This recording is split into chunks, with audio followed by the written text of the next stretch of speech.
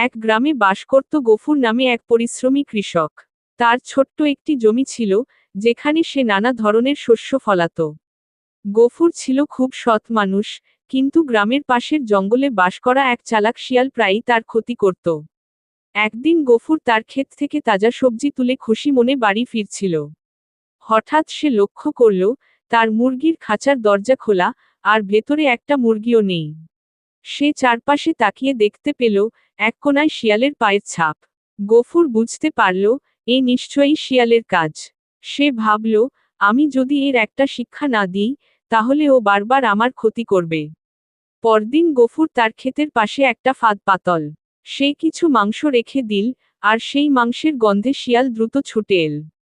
সে চারদিকে তাকিয়ে নিশ্চিত হল, কেউ নেই। কিন্তু সে বুঝতে পারল না যে, গফুর তার জন্য বিশেষ ব্যবস্থা করেছে। যেইমাত্র শিয়াল মাংসের দিকে ঝাঁপ দিল, অমনি একটা জাল তার উপর পড়ে গেল। শিয়াল তখন ফাঁদে আটকা পড়ে যাওয়া শুরু করল।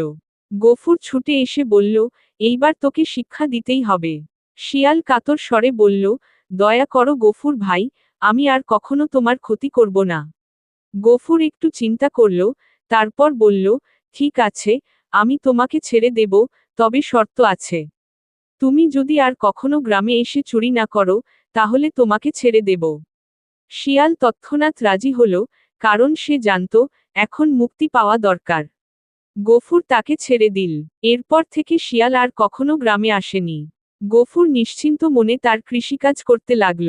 তার ক্ষেতও ভালো হলো, আর তার জীবন শান্তিতে কাটতে লাগল। নৈতিক শিক্ষা: লোভ সব সময় ধ্বংসের কারণ হয়। সততা ও পরিশ্রমের মাধ্যমে জীবনে সুখ আসে।